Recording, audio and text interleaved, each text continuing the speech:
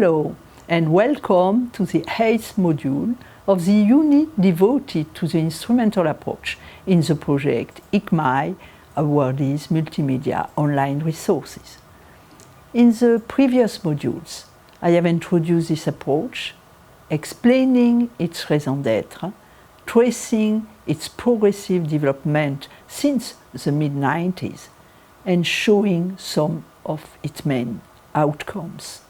In this module and in the next one, I will reflect on the whole story.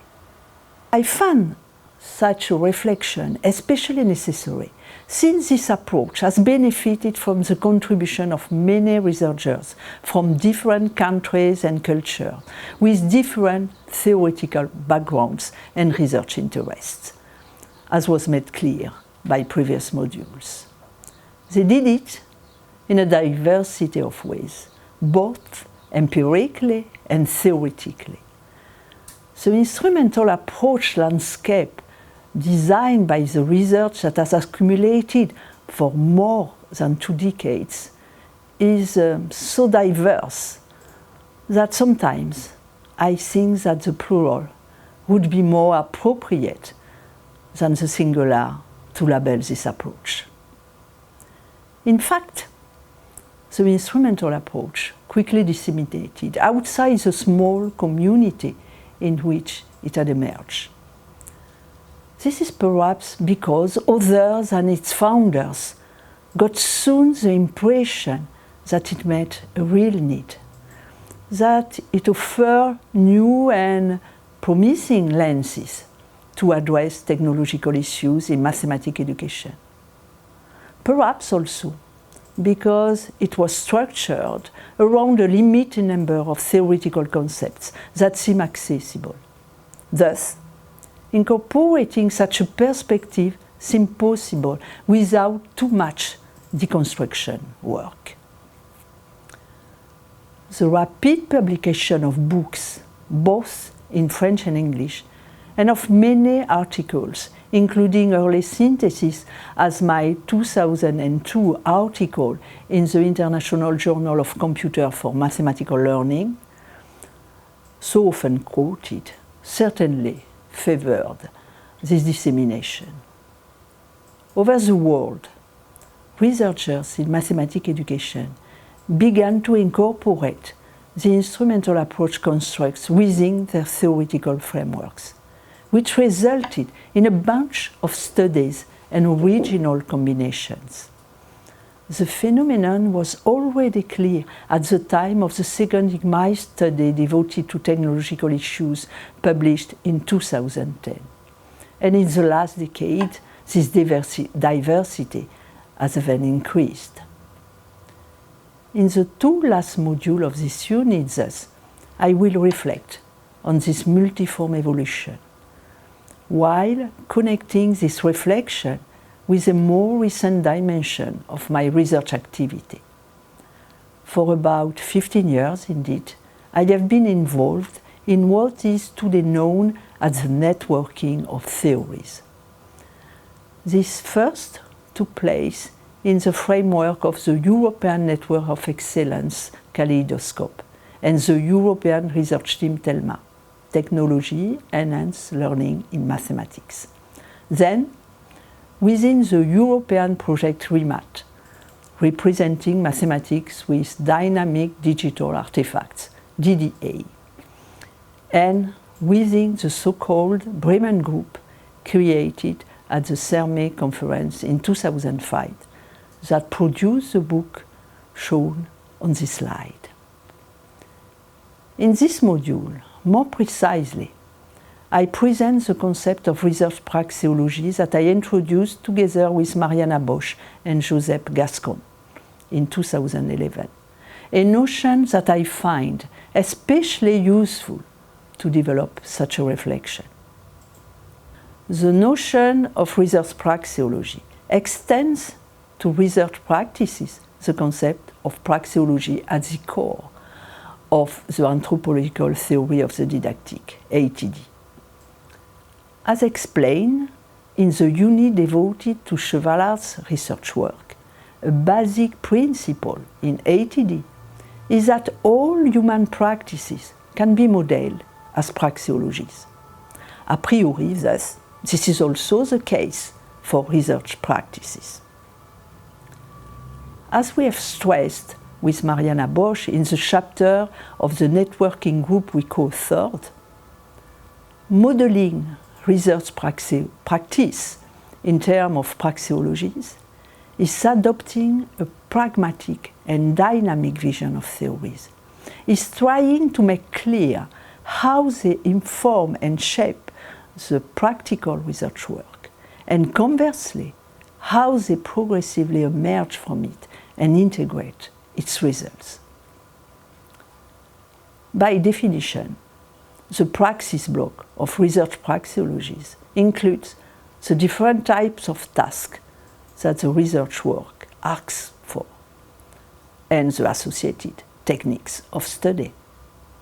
Their theoretical block consists of the discourse used to describe, justify, interpret both their practices and their outcomes. The theory consisting in statements of a more general and abstract character, with a generally strong justifying and generating power, as explained by Bosch and Chevalat in the ATD entry on the Encyclopedia of Mathematics Education. An important point is the dialectic relationship between these two blocks. At the simplest level of point praxeologies, a typical research praxeology mathematics education consists of a question and a technique of study for this question, which constitutes its praxis block. As I just stressed, this block is dialectically connected with a theoretical block made of technological and theoretical discourses. It includes at least some methodological discourse explaining and justifying the technical choice, some research background, namely existing knowledge regarding the question at stake or related question, and associated constructs that are considered of interest, and one theory underlying the whole construction. Of course, this is a very simple and limited case. Most research questions cannot be solved by using a single technique. And the theoretical block of research praxeology, even point praxeologies, often does not mobilize a single theory, but some theoretical combination. This is generally the case in research practices relying on the instrumental approach. For instance, in Module 4, I presented the first doctoral thesis relying on the instrumental approach. All of them present a theoretical framework combining different approaches and constructs. Most often, research praxeologies emerge from questions regarding teaching and learning processes, or more globally, the functioning of didactic systems and institutions, through their praxis block.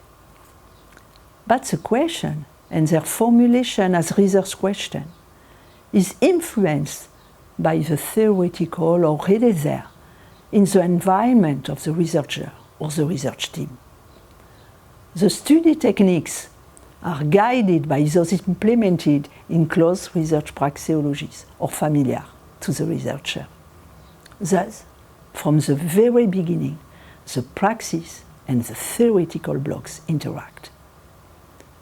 This is clear, for instance, in the two theses presented in Module 4 that both address students' instrumental genesis in the domain of high school analysis.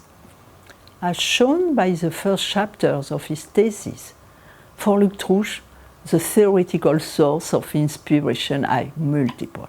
However, his perspective is mainly cognitive, with a vision of conceptualization shaped by the theory of conceptual fields. The focus is on the understanding of relationship between student processes of conceptualization and of instrumentation. The formulation and order of research questions at the basis of Bade-de-Fouad's thesis is somewhat different, reflecting the direct influence of the ATD institutional perspective. What knowledge is necessary for the effective management of such objects, in that case symbolic calculators, as instrument of mathematical work, and how it is constructed? How does this knowledge combine mathematical knowledge with knowledge of the tool? How does this knowledge relate to the mathematical knowledge targeted by the school institution?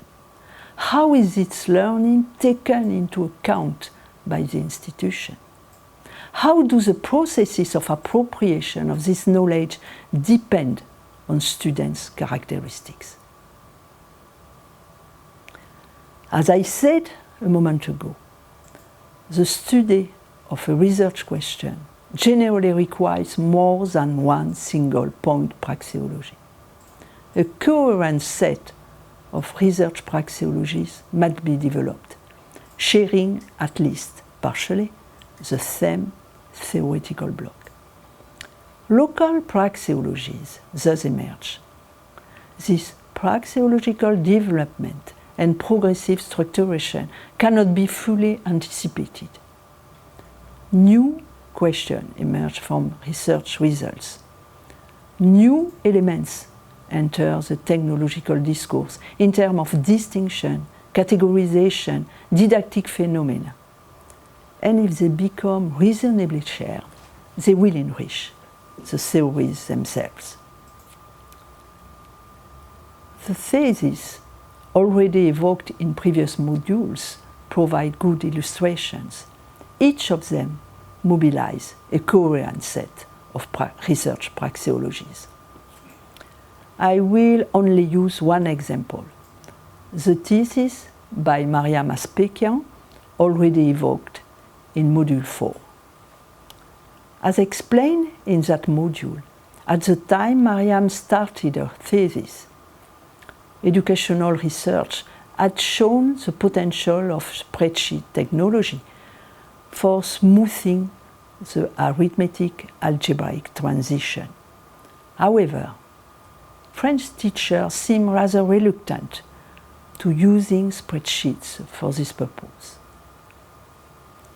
In order to understand this phenomenon, Mariam developed a first research praxeology in which she investigated the literature through the instrumental lens, making clear its lack of sensitivity to instrumental issues. This led her to deepen the instrumental reflection on this technology, questioning the specific nature and needs of associated instrumental genesis. And for that purpose, she developed a second research praxeology, more theoretical.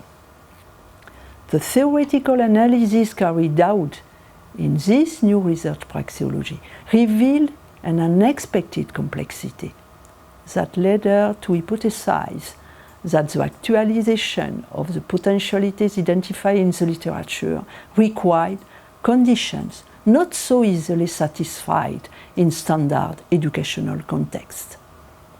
To test this hypothesis, she developed a third research praxeology based on the methodology of didactic engineering that was experimented with 7th graders. The results of this experiment then led her to question the professional resources accessible to teachers willing to integrate spreadsheets in their teaching practices. Thus, a fourth research praxeology. Eventually, she complemented this set of research praxeology by the fifth one, investigating the views of teacher educators expert in the use of this technology and to compare these views with those of pre-service teachers in their final year of professional training through questionnaires and interviews. Along the way, Mariam adapted different known research techniques to her particular questions. She created categories and methodological tools. A new concept emerged, that of instrumental distance, presented in Module 5, and also the idea that the understanding of teachers' instrumental genesis was a question requiring more systematic research, opening the instrumental approach to new developments. All this makes clear, I hope, that research praxeologies are truly dynamic entities. However, we do not know very much about the specificities of their dynamics. I stop here with this introduction to the notion of research praxeology. It should be sufficient to make understandable the reflection developed in the next and last module, in which I will try to draw some global lessons from the development of the instrumental approach. Thank you.